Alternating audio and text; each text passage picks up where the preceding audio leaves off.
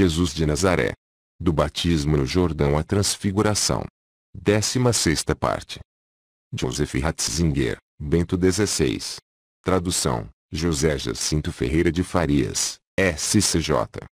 Vamos agora para o terceiro grupo de palavras de Jesus sobre o Filho do Homem, as profecias do sofrimento. Já vimos que as três profecias da paixão do Evangelho de São Marcos, que no texto articulam o caminho de Jesus, anunciam, com crescente nitidez, o seu destino que se aproxima e a sua interior necessidade. Elas encontram o seu meio interior e o seu ponto mais elevado na frase que se segue ao terceiro anúncio da paixão, e a palavra que lhe está intimamente relacionada sobre ser Senhor e servir, pois também o Filho do Homem não veio para ser servido, mas para servir e dar a sua vida em resgate por muitos. Marcos 10:45. Ao tomar estas palavras dos cânticos do servo de Deus sofredor, Isaías 53, é introduzido aqui, na imagem do Filho do Homem, um outro filão da tradição do Antigo Testamento. Jesus, que se identifica, por um lado, com o futuro juiz do mundo, identifica-se aqui com o servo de Deus sofredor e que morre, antevisto pelo profeta nos cânticos. Torna-se assim visível a unidade entre sofrimento e elevação, baixeza e majestade. Servir ao verdadeiro modo de ser Senhor e permite-nos ter uma ideia de como Deus é Senhor, uma ideia sobre o reinado de Deus. No sofrimento e na morte, a vida do Filho do Homem torna-se totalmente pró-existência, torna-se redentor e salvador para os muitos, não só para os filhos de Israel que andavam dispersos, e sim para os filhos de Deus dispersos, conforme João 11:52, para a humanidade.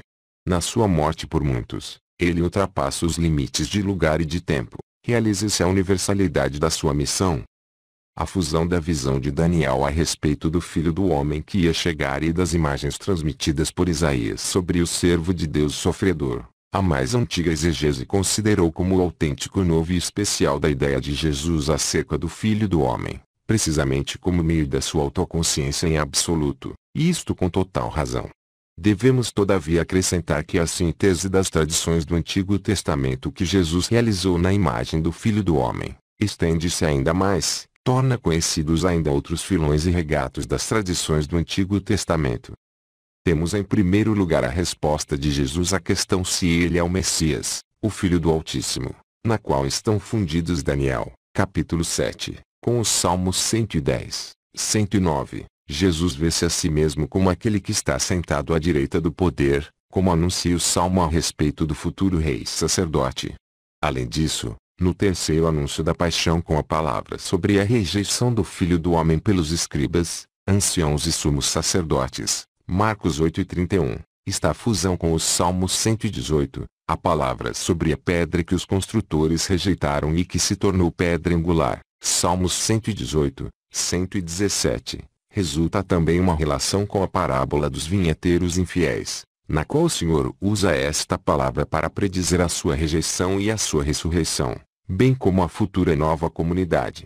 Por meio da ligação com a parábola, aparece também a identidade entre o Filho do Homem e o Filho bem-amado, Marcos 12:1-12. Finalmente, temos presente a corrente da literatura sapiencial. No livro da Sabedoria 2 descreve a oposição entre o malfeitor e o justo. Ele se gaba de ter Deus como seu pai. Se o justo é realmente filho de Deus, pois que Deus tome conta dele. Queremos condená-lo a uma morte miserável. Sabedoria 2:16.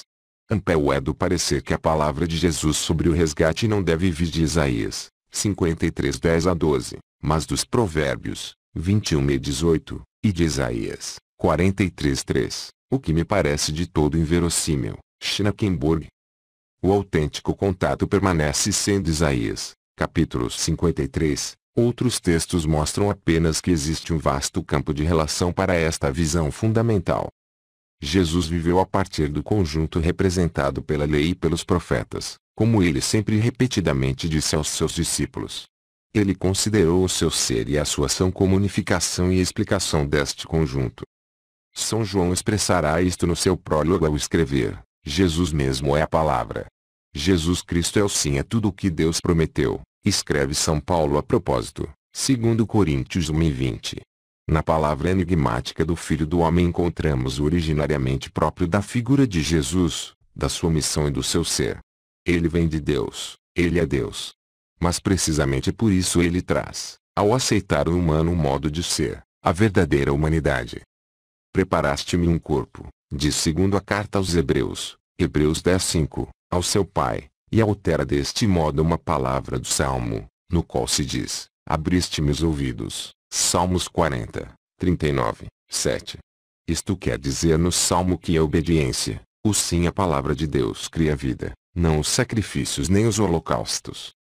Agora, aquele que é a palavra toma a ele mesmo um corpo, vem como homem a partir de Deus e atrai a si todo o ser homem, transporta-o para a palavra de Deus, faz dele ouvido para Deus e assim para a obediência, para a reconciliação entre Deus e o homem, segundo Coríntios 5:18-20.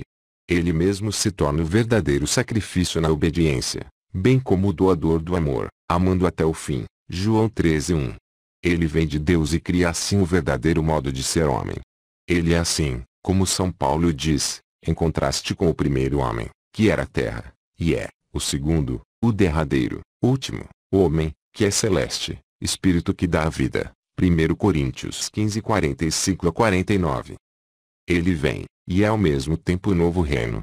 Ele não é apenas um, mas faz de todos nós um único, Gálatas 13:28, uma única nova humanidade.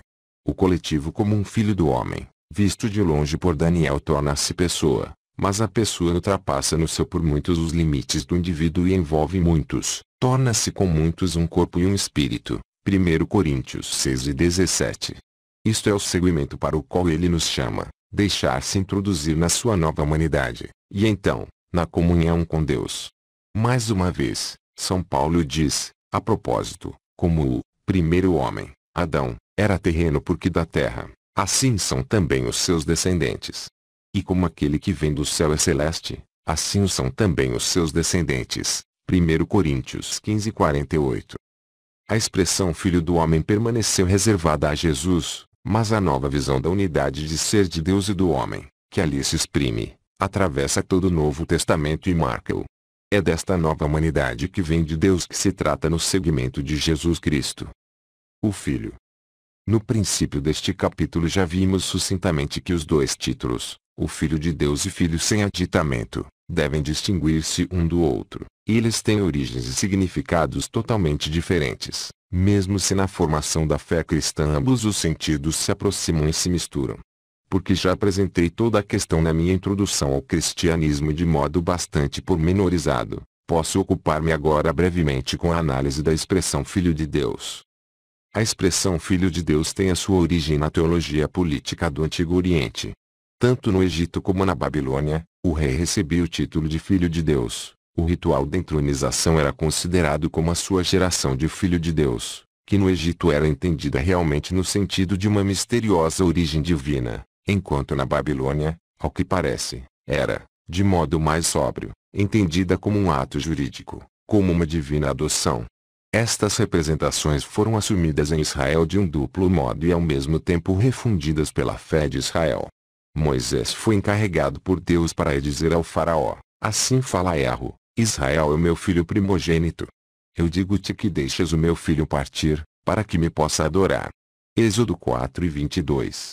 Os povos são a grande família de Deus. Israel, o seu filho primogênito, como tal, pertence de um modo especial a Deus com tudo o que é primogênito significa no Antigo Oriente.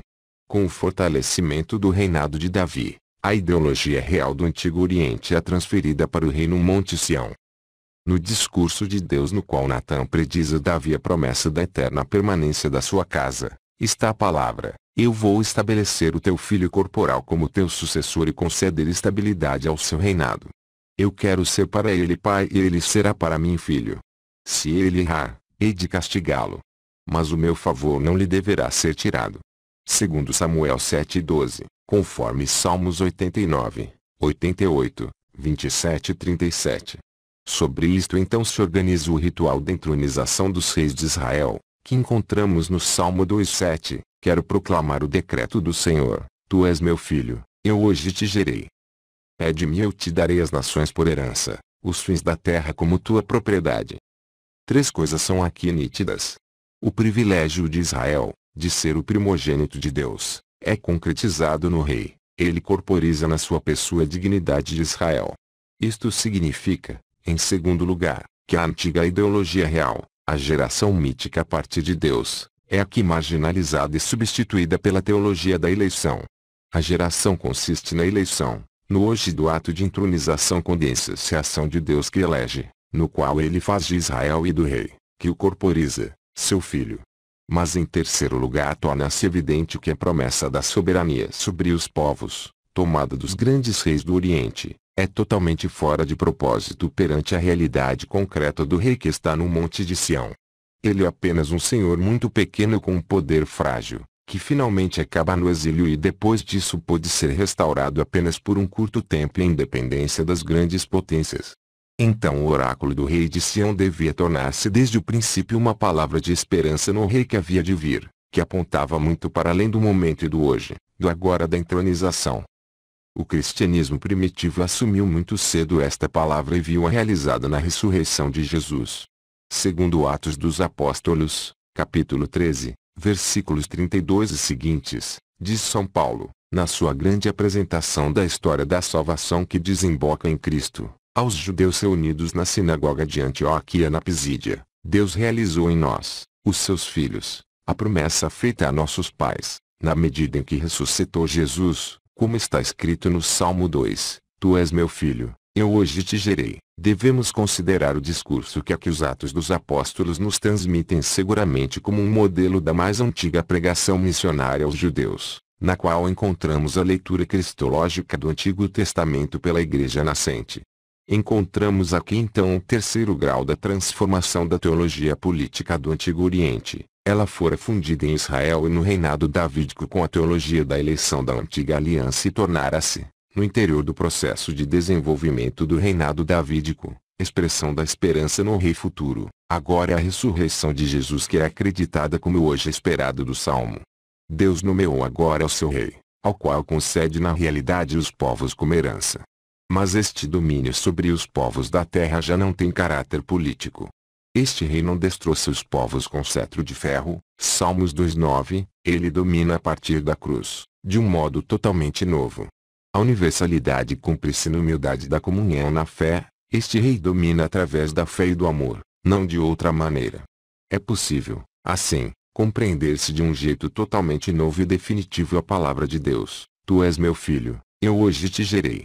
A expressão Filho de Deus solta-se da esfera do poder político e torna-se expressão de uma especial unidade do ser com Deus, que se mostra na cruz e na ressurreição.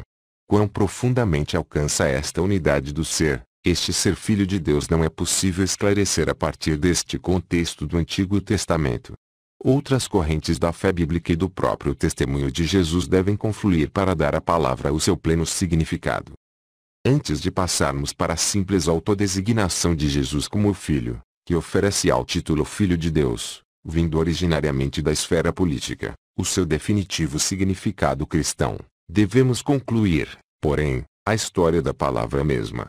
Efetivamente, a ela pertence a teologia real do Antigo Oriente que César Augusto, sob cujo domínio Jesus nasceu, transferiu para Roma e a si mesmo se proclamou como Filho do Divino, César. Como Filho de Deus, W. Martis, Tente 8 336. Se isto em César Augusto acontece com alguma cautela, o depressa instituído culto do imperador romano significa que então é assumida em Roma, com obrigatoriedade para todo o império, a total pretensão da filiação divina e da consequente veneração divina do imperador. Assim, encontra-se na hora histórica a pretensão de realeza divina do imperador romano com a fé cristã, para a qual só o ressuscitado Cristo é que é o verdadeiro Filho de Deus, ao qual todos os povos da terra pertencem e somente ao qual, na unidade com o Pai, o Filho e o Espírito, é devida a divina veneração. A ensinão política a fé dos cristãos, que não exige poder político, mas que reconhece a legítima autoridade, Romanos 13, 1-7. Colide assim inevitavelmente no título Filho de Deus com a pretensão totalitária do poder político de César e colidirá em todos os tempos com os poderes políticos totalitários, apertada em situação de martírio, na comunhão com o crucificado que só domina a partir da cruz. Da expressão Filho de Deus e da sua complexa pré-história é preciso distinguir com rigor a simples palavra o Filho, que nós essencialmente só encontramos na boca de Jesus.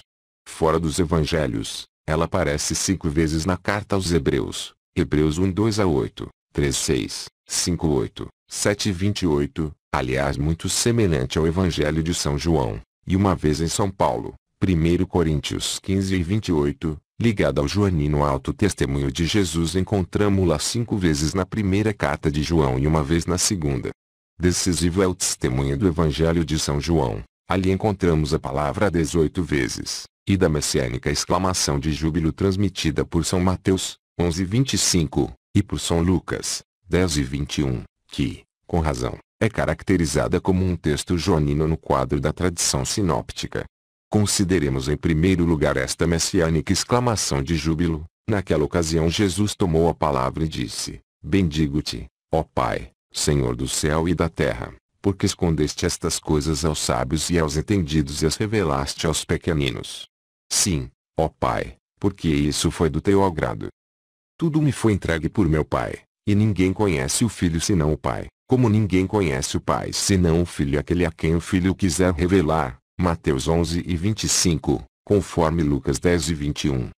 Comecemos por esta última frase, a partir da qual o conjunto se decifra. Só o Filho conhece realmente o Pai. Ao ato de conhecer pertence sempre de algum modo igualdade. Se o olho não fosse unido ao solo, não poderia reconhecer o solo, formulou Goethe em ligação com uma palavra de Plotino. Cada processo do conhecimento inclui sempre, de alguma forma, um processo de tornar igual, uma espécie de interior unidade do que conhece e do que é conhecido, que é diferente segundo o grau de ser do sujeito que conhece e do objeto conhecido. Conhecer verdadeiramente Deus pressupõe comunhão com Deus, unidade de ser com Deus. Deste modo, é dito pelo Senhor numa exclamação de oração mesmo que escutamos na muito refletida palavra conclusiva do prólogo de São João: ninguém jamais viu a Deus. O único, que é Deus e que repousa no coração de Deus, é que o revelou. João 1:18. Esta palavra é fundamental. Isso se mostra agora, explicação daquilo que aparece na oração de Jesus, no seu diálogo filial. Torna-se, assim, ao mesmo tempo evidente o que é o Filho, o que isto significa, perfeita comunhão de conhecimento, que é ao mesmo tempo comunhão de ser. A unidade do conhecimento só é possível porque é a unidade do ser. Só o Filho conhece o Pai, e todo o conhecimento real do Pai é participação no conhecimento do Filho, revelação, que ele oferece, ele o deu a conhecer, diz São João. Só conhece o Pai aquele a quem o Filho quiser revelar. Mas a quem o Filho quer revelar? A vontade do Filho não é arbitrariedade. A palavra sobre a vontade de revelação do Filho no versículo 27 remete para o versículo 25 do início, onde o Senhor diz ao Pai: Tu revelaste estas coisas aos simples. Se primeiro encontramos a unidade do conhecimento entre o Pai e o Filho, então se torna visível na relação entre o versículo 25 e o 27 a unidade de vontade dos dois. A vontade do Filho constitui uma unidade com a vontade do Pai. Isto é sem dúvida um motivo contínuo dos evangelhos em absoluto. No Evangelho de São João, é com especial energia evidenciado que Jesus está na sua vontade totalmente imerso na vontade do Pai. De modo dramático, é apresentado o ato da união da vontade e da fusão de ambas as vontades na hora do Jardim das Oliveiras, em que Jesus se despoja da vontade humana e se interioriza na sua autêntica vontade de Filho, e assim, na unidade de vontade com o Pai. O terceiro pedido do Pai Nosso tem aqui o seu lugar. Nele pedimos que o drama do Jardim das Oliveiras, a luta de toda a vida e de toda a ação de Jesus se cumpra em nós, que nos tornemos com Ele, o Filho, uma só vontade na vontade do Pai e assim nós mesmos nos tornemos filhos, na unidade de vontade que se torna a unidade de conhecimento. Torna-se agora compreensível o início da exclamação de júbilo, que à primeira vista pode parecer estranho. O Filho quer levar todos para o seu conhecimento filial, para onde o Pai quer. Ninguém pode vir a mim se o Pai que me enviou não quiser, diz Jesus neste sentido no discurso sobre o pão em Cafarnaum, João 6:44. Mas quem é que o Pai quer? Não os sábios nem os inteligentes, diz-nos o Senhor, mas os simples. Isto é desde logo a simples expressão da concreta experiência de Jesus. Não são os conhecedores da Escritura que se ocupam profissionalmente com Deus que o conhecem, e eles ficam presos no emaranhado dos seus conhecimentos pormenorizados. O olhar simples para o conjunto, para a realidade do próprio Deus que se revela, está deslocado neles por todo o seu saber. Tão simples não pode ser para aqueles que conhecem demasiado a complexidade dos problemas. São Paulo expressou a mesma experiência e refletiu-a mais desenvolvidamente. A palavra da cruz é loucura para aqueles que se perdem, mas para nós, os salvos, é força de Deus. Isso quer dizer nomeadamente na Escritura: eu deixo dissipar-se a sabedoria dos sábios e desaparecer a inteligência dos inteligentes. Isaías 29:14. Permanecei firmes na vossa vocação, irmãos. Não há muitos sábios em sentido terreno, não há muitos poderosos e não há tantos nobres, mas o que é louco no mundo Deus escolheu para confundir os sábios, para que assim ninguém possa gloriar-se diante de Deus. 1 Coríntios 1:18 e 26-29. Que ninguém se engane. Se alguém julga ser sábio neste mundo, que se torne louco, para que se torne sábio. 1 Coríntios 3:18. Mas o que é que se pretende dizer com este tornar-se louco, com este ser menor, que abre o homem para a vontade e para o conhecimento de Deus? O Sermão da Montanha nos dá a chave através da qual se torna visível a razão interior para esta notável experiência, e assim, ao mesmo tempo, o caminho da conversão, do ser aberto para a inclusão no conhecimento filial. Bem-aventurados os que são puros de coração, porque verão a Deus, disse lá, Mateus 5:8. É a pureza do coração que faz ver. Nisto consiste aquela última simplicidade que abre a nossa vida para a vontade reveladora de Jesus. Poder-se-ia dizer também, a nossa vontade deve tornar-se a vontade do Filho. Então podemos ver. Mas ser filho significa estar relacionado, é um conceito de relação. Isto significa desistir da autonomia que se fecha em si mesma. Isso inclui o que Jesus diz com a palavra sobre se tornar criança. Assim compreendemos também o paradoxo que aparece largamente no Evangelho de São João, que Jesus, por um lado, se submete como filho totalmente ao Pai e que precisamente assim se situa em igualdade com o Pai, realmente igual a Ele, um só com Ele. Voltemos à exclamação de júbilo.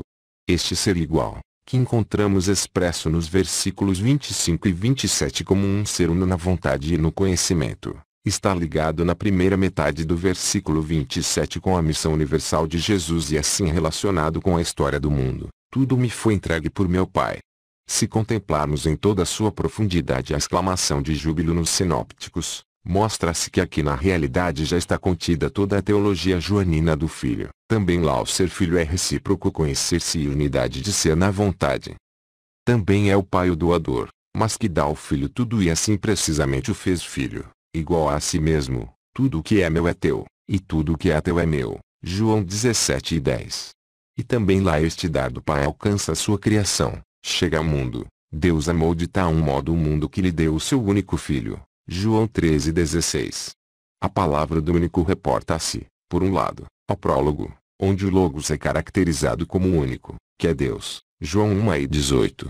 Por outro lado, recorda também Abraão, cujo filho, o único, Deus não retirou. Gênesis 22:2-12.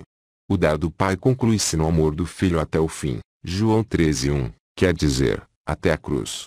O mistério do amor trinitário, que aparece na expressão Filho, é totalmente uno com o mistério do amor histórico que se cumpre na Páscoa de Jesus.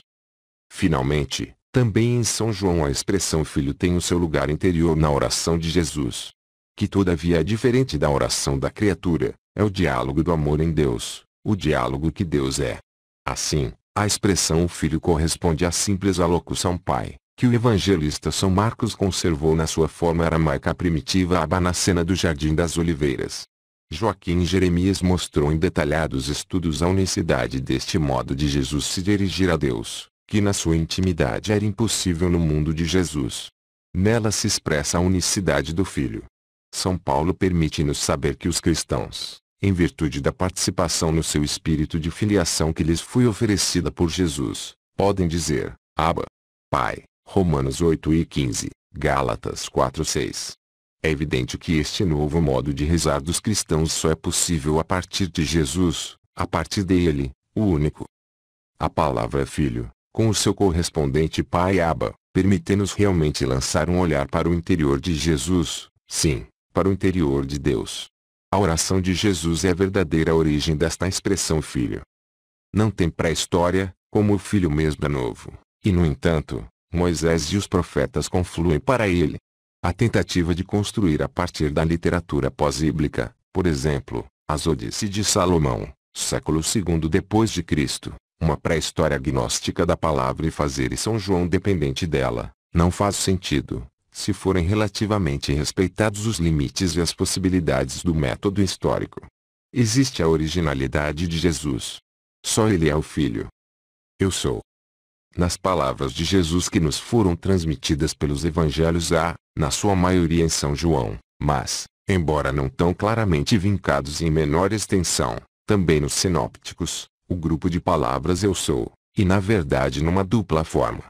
Numa Jesus diz simplesmente, sem nenhum aditamento, eu sou, que eu sou. No segundo grupo do eu sou, o conteúdo é mais proximamente definido através de imagens, eu sou a luz do mundo, a verdadeira videira, o bom pastor etc.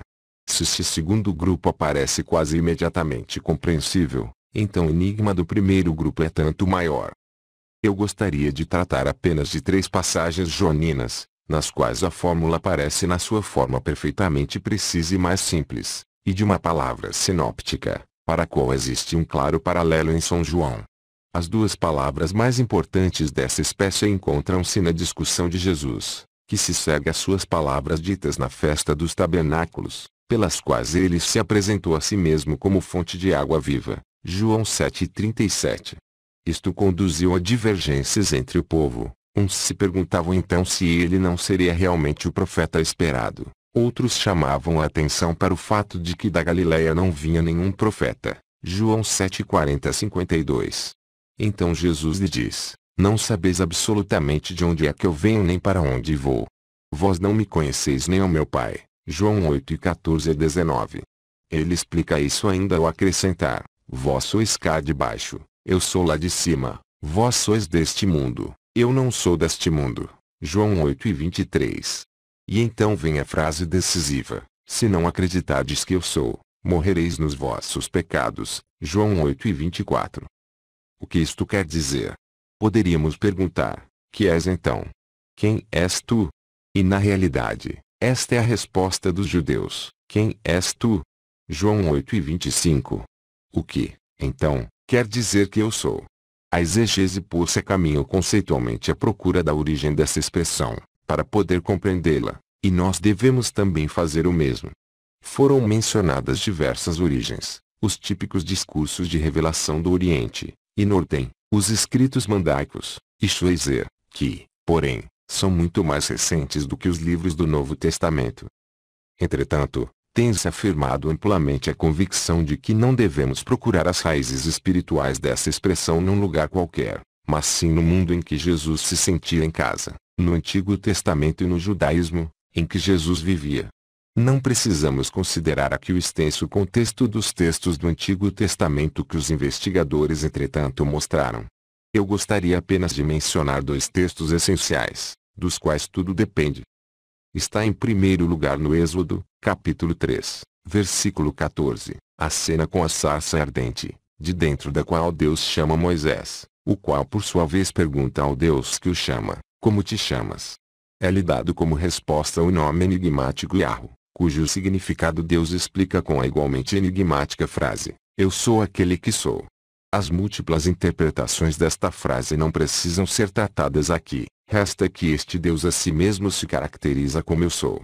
Ele é simplesmente. E isso significa naturalmente também que ele está sempre ali, para os homens, ontem, hoje e amanhã. No grande momento da esperança de um novo êxodo no fim do exílio na Babilônia, o deutero Isaías agarrou-se de novo na mensagem da sarça ardente e desenvolveu-a. Vós sois minhas testemunhas, palavra do Senhor, e também meu servo, que eu escolhi, para que saibais e acrediteis que eu sou. Antes de mim nenhum Deus foi criado. E também depois de mim não haverá nenhum. Eu sou Yahweh. Eu, e fora de mim não há nenhum Redentor. Isaías 43:1. Para que saibais e acrediteis em mim, que eu sou. A antiga fórmula Yahweh é agora contraída na palavra Onu, ele, eu sou. Eu sou tornou-se mais expressivo, e embora o mistério permaneça, também mais nítido.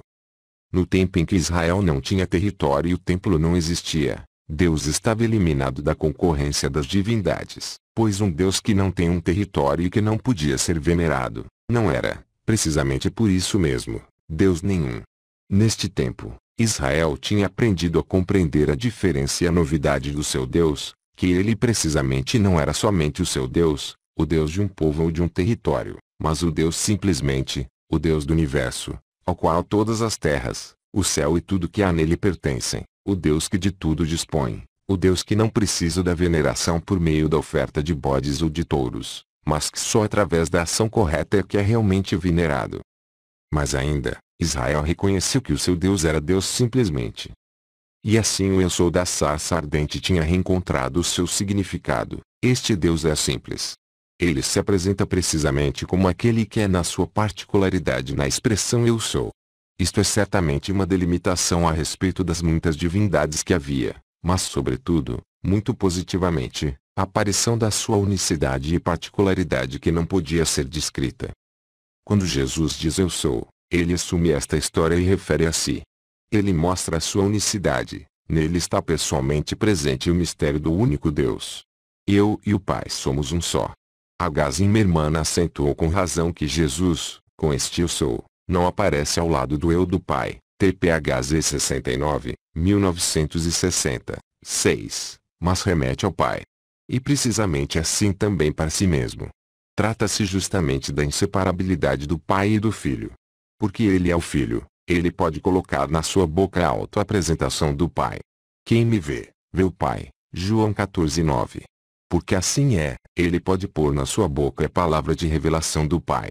Em toda a discussão na qual o versículo se situa, trata-se precisamente da unidade do ser do Pai e do Filho. Para compreendermos corretamente devemos nos recordar sobretudo do que já refletimos sobre a expressão o Filho, que está ancorada no diálogo do Pai e do Filho. Ali vimos que Jesus é totalmente relacional, em todo o seu ser nada mais é do que relação para com o seu Pai. A partir desta relação é que há de compreender-se o uso da fórmula que se encontra em Isaías e na sarça ardente. O Eu Sou situa-se totalmente na relação entre o Pai e o Filho. Depois da pergunta dos judeus, que também é a nossa pergunta, quem és tu? Jesus chama em primeiro lugar a atenção para aquele que o enviou e a partir do qual ele fala para o mundo. Ele repete mais uma vez a fórmula de revelação, Eu Sou, mas que ele agora larga para toda a história futura. Quando tiverdes elevado o Filho do Homem, então conhecereis quem eu sou. João 8:28. Na cruz será dada a conhecer a sua filiação, a sua unidade de ser com o Pai. A cruz é a verdadeira elevação. Ela é a elevação do amor até o fim. João 13:1. Na cruz, Jesus está na elevação de Deus, que é o amor. A sarça ardente é a cruz. A mais elevada pretensão de revelação, o Eu Sou e a cruz de Jesus são inseparáveis. Aqui encontramos não uma especulação metafísica, mas se mostra a realidade de Deus no meio da história, para nós. Então conhecereis quem eu sou. Quando é que este então se realiza?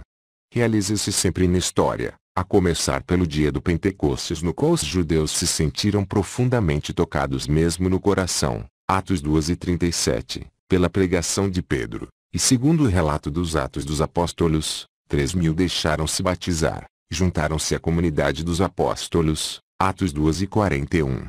Ele se realiza plenamente no fim da história, do qual o vidente da misteriosa revelação diz, todos o verão, mesmo aqueles que o trespassaram. Apocalipse 1:7. No fim da discussão do capítulo 8, aparece mais uma vez o Eu Sou de Jesus, agora alargado e interpretado noutra direção. Mas permanece sempre no espaço a pergunta quem és tu? Que ao mesmo tempo envolve a pergunta de onde vens. Deste modo, vem a debate a origem dos judeus a partir de Abraão e em última instância a própria paternidade de Deus. Abraão é o nosso pai, não descendamos de nenhum adultério, mas só temos um único pai, Deus. João 8:39-41. A chamada de atenção dos interlocutores de Jesus para a paternidade de Deus através de Abraão oferece ao Senhor a oportunidade de mais uma vez esclarecer de modo muito nítido a sua origem, no qual, de fato, se realiza o mistério de Israel, a que os judeus tinham aludido passando da sua origem em Abraão, a qual por sua vez se encontra em Deus, a verdadeira origem de Israel, cujo mistério se cumpre em Jesus. Assim, Abraão nos mostra Jesus, não só chama a atenção, para além de si mesmo, para Deus como Pai, ele chama a atenção sobretudo para ele, Jesus. Abraão, vosso pai, alegrou-se porque ele podia ver o meu dia. Ele o viu e se alegrou. João 8:56. A objeção dos judeus, de que Abraão não podia absolutamente ter visto Jesus, segue-se a resposta, ainda antes que Abraão existisse. Eu sou. João 8:58. Eu sou, de novo está aí misteriosamente erguido o simples eu sou, mas agora definido através da oposição ao existir de Abraão. Ao mundo do vir e do passar, ao mundo do devir e do desaparecer, opõe-se o eu sou de Jesus. Schnakenborg mostra com razão que aqui não se trata apenas de uma categoria temporal, mas de uma fundamental diferença de ser. É claramente formulada a pretensão de Jesus a um modo único de ser que ultrapassa totalmente as categorias humanas. Johannes Evangelium, 2, página 61. Vamos agora para a história transmitida por São Marcos sobre a caminhada de Jesus sobre a água, e em seguida a primeira multiplicação dos pães, Marcos 6:45-52, para a qual existe um paralelo, em muitos aspectos concordante, no Evangelho de São João, João 6:16-21. H. Zimmermann analisou cuidadosamente o texto, PTTHZ, 1960, 12. No essencial, queremos segui-lo. Depois da multiplicação dos pães, Jesus faz que os discípulos subam para o barco e partam para Betsaida. O próprio Jesus se retira para o monte, para rezar. Os discípulos não conseguem avançar com o seu barco no meio do mar por causa de um vento contrário. O Senhor, em oração, vê-os e vai ao seu encontro sobre as águas. O susto dos discípulos, vendo Jesus a caminhar sobre as águas, é enorme. Gritam e estavam totalmente confusos. Mas Jesus lhes fala com bondade: coragem, sou eu. Não tenhas medo. Marcos 6:50. À primeira vista tomar-se-á este eu sou como simples fórmula de identificação, com a qual Jesus se dá a conhecer e assim quer acalmar os seus. Mas esta interpretação não enquadra totalmente. De fato, Jesus sobe para o barco, o vento acalma-se. São João acrescenta que eles alcançaram muito depressa a margem. O interessante é que só então é que os discípulos se assustaram, eles estavam totalmente fora de si. Assim se exprime drasticamente São Marcos, Marcos 6:51. Porque então, o temor dos discípulos, provocado pelo medo de verem um fantasma, não foi dominado, ao contrário, aumenta precisamente no momento em que Jesus sobe para o barco e o vento de repente se acalma. Temos aqui claramente o temor teofânico típico, o temor que invade o homem que se vê exposto imediatamente à presença do próprio Deus. Nós já encontramos no final da pesca abundante, quando São Pedro não se mostra alegremente agradecido, mas sim abalado no mais íntimo da sua alma, prostrando-se diante de Jesus e dizendo: afasta-te de mim, que sou um homem pecador. Lucas 5:8. Trata-se do terror perante Deus que invade os discípulos. De fato, andar sobre as águas é coisa de Deus, que estende o céu, ele só, que anda de um lado para o outro sobre as ondas do mar, disse no livro de Jó acerca de Deus, Jó 9:8, conforme Salmos 76:20, Isaías 43:16. O Jesus que anda sobre as águas não é apenas o Jesus no qual confiam, nele reconhecem imediatamente a presença de Deus. E por isso mesmo é o acalmar da tempestade um processo que vai além dos limites das possibilidades humanas e que chama a atenção para o poder próprio de Deus. Então os discípulos dizem uns para os outros, na história clássica da tempestade acalmada, quem é este que até o vento e a água lhe obedecem? Marcos 4:41. Neste contexto, também a locução eu sou adquire outro tom, é mais do que uma auto-identificação de Jesus. O misterioso eu sou dos escritos de São João parece ecoar também aqui. Não há, portanto, dúvida de que todo o acontecimento tem o valor de uma teofania, de encontro com o mistério divino de Jesus, pelo que muito logicamente em São Mateus termina com a adoração, prosquinesis, e com a palavra dos discípulos, verdadeiramente tu és o Filho de Deus, Mateus 14:33. Vamos agora para as palavras nas quais o eu sou é concretizado com algumas imagens que definem o seu conteúdo. Há em São João 7 destas imagens, que sejam precisamente 7. Isso não é puro acaso. Eu sou o pão da vida, a luz do mundo, a porta, o bom pastor, a ressurreição e a vida, o caminho, a verdade e a vida, a verdadeira videira. Schnakenborg com razão chama a atenção para o fato de que a estas grandes imagens deveríamos acrescentar ainda aquela da fonte de água, para a qual, é verdade, não há propriamente nenhuma expressão eu sou, mas há uma palavra de Jesus na qual ele se apresenta como esta fonte. João 4:14, 6:35, 7:38 e 19:34. Já meditamos cuidadosamente sobre algumas destas imagens no capítulo sobre São João. Por isso é suficiente aqui chamar a atenção muito resumidamente para o significado geral destas joaninas palavras de Jesus. Schnakenborg chama a atenção para o fato de que todas estas imagens são uma variação do único tema, que Jesus veio para que o homem tenha vida e a tenha em abundância. João 10:10. Só existe o único dom da vida e ele pode dá-lo, porque nele está presente a vida de Deus na sua plenitude mais originária e inesgotável. O homem precisa e em última análise só deseja uma coisa, vida, a vida plena, a felicidade. Numa passagem em São João, Jesus chama a isto que nós esperamos de a perfeita alegria, João 16:24. Esta única coisa de que se trata em todos os desejos e esperanças do homem é também expressa no segundo pedido do Pai Nosso, que o teu reino venha. O reino de Deus é a vida em plenitude, precisamente porque não é apenas felicidade particular, alegria individual, mas o mundo que chegou à sua forma certa, a unidade entre Deus e o mundo. O homem precisa, em última instância, apenas de uma coisa, no qual tudo está contido, mas ele deve aprender a ir para além dos seus desejos e anseios primários, a querer aquilo de que realmente precisa e que realmente quer. Ele precisa de Deus. E só assim é que podemos então ver que por trás de todos os discursos em imagens está em última instância isto: Jesus dá-nos a vida, porque ele nos dá Deus. Ele pode dá-lo, porque ele mesmo é um só com Deus. Porque ele é o Filho de Deus. Ele mesmo é o dom, ele é a vida. Precisamente por isso é que ele é em todo o seu ser comunicação, pró-existência. É precisamente isto que aparece na cruz como sua verdadeira elevação. Olhemos agora para trás. Encontramos três palavras nas quais Jesus simultaneamente oculta e desoculta o seu mistério: Filho do homem, Filho, eu sou. Todas as três palavras mostram o seu profundo enraizamento na palavra de Deus, na Bíblia de Israel, no Antigo Testamento. Mas só nele é que todas estas palavras alcançam o seu pleno sentido, por assim dizer, elas esperaram por ele. Em todas as três palavras aparece a originalidade de Jesus, o que ele tem de novo, que lhe é exclusivamente próprio, para as quais não há mais nenhuma derivação. Todas as três só são, portanto, possíveis na sua boca. É central a palavra de oração Filho, a que corresponde a aclamação Abba Pai. Nenhuma destas três palavras podia, portanto, tal como está, ser uma palavra da confissão da comunidade, da igreja em formação.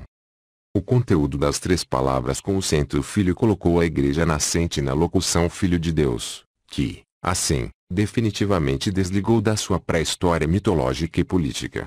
Sobre o terreno da teologia da eleição de Israel, ela alcança agora um significado totalmente novo, que fora já pré-traçado pelos discursos de Jesus como Filho e como eu sou. Este novo significado devia ser esclarecido em diversos e difíceis processos de distinção e de luta e assegurado contra interpretações tanto mítico-politeístas como políticas. Para isso, serviu no Concílio de Nicéia, 325 d.C., a expressão de igual essência homoousios. Esta palavra não helenizou a fé, não a carregou com uma filosofia estranha, mas precisamente segurou incomparavelmente novo e diferente, que aparecera no conversar de Jesus com o Pai. Na Confissão de Nicéia, a Igreja diz sempre com São Pedro a Jesus: Tu és Cristo, o Filho do Deus vivo. Mateus 16:16. Roma, Festa de São Jerônimo.